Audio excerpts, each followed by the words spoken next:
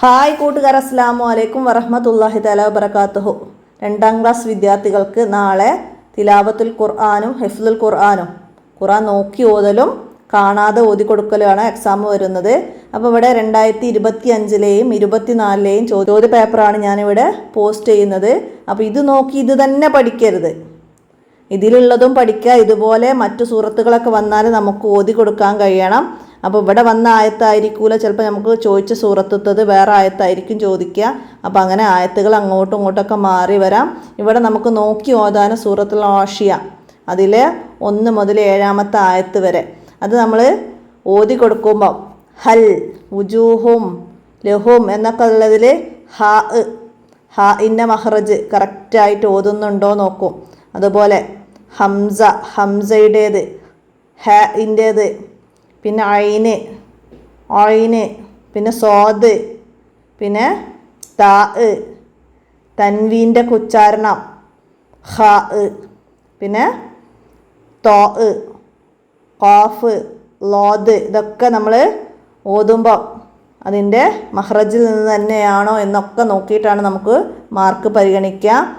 പിന്നെ നമ്മൾ വഖഫ് ചെയ്യുന്നതിനെ കുറിച്ചിട്ട് നമ്മൾ തജ്വീദിൽ പഠിച്ചിട്ടുണ്ട് അല്ലേ.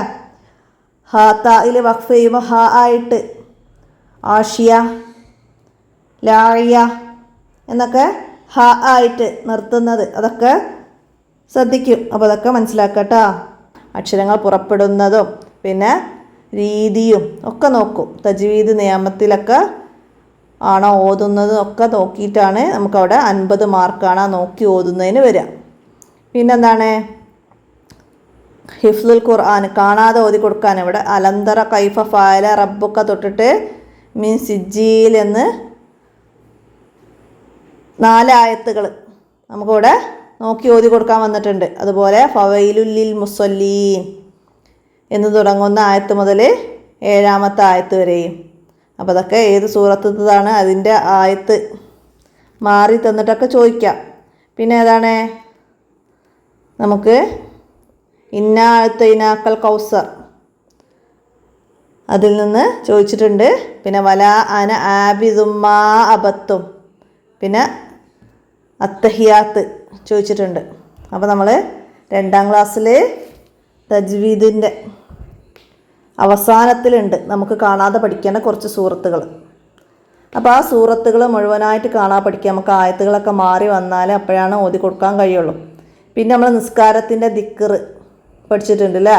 ഇവിടെ അത്തഹിയാത്ത് ചോദിച്ചു. അതുപോലെ നമുക്ക് വജ്ജഹത്ത്, സുജൂദിലെ ദിക്ർ, റുക്കൂയിലെ ദിക്ർ, 2 സുജൂദുകൾക്കിടയിൽ എഴുത്തിദാലിൽ ചൊല്ലേണ്ടത് ഒക്കെ ചോദിച്ചാൽ നമുക്ക് പറഞ്ഞു കൊടുക്കാൻ കഴിയണം. അപ്പോൾ അതൊക്കെ മനസ്സിലാക്കി പഠിക്കുക.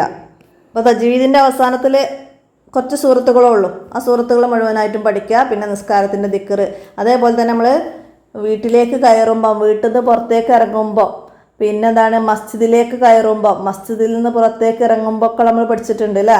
ഭക്ഷണം കഴിച്ചു കഴിഞ്ഞാൽ എന്ത് ചൊല്ലണം, അങ്ങനെയുള്ള ദിക്റുകളൊക്കെ ഒന്ന് ഓർത്ത് വെക്കണം. അതൊക്കെ ചോദിക്കാൻ സാധ്യതയുണ്ട്. അപ്പോൾ എല്ലാവരും മനസ്സിലാക്കുക, ഉപകാരപ്പെടുത്തുക, വീഡിയോ കൂട്ടുകാർക്കൊക്കെ ഷെയർ ചെയ്ത് കൊടുക്കുക. നമുക്ക് അടുത്ത ചോദ്യപേപ്പറുമായി അടുത്ത വീഡിയോയിൽ കാണാം. അസ്സലാമു അലൈക്കും വറഹ്മത്തുള്ളാഹി.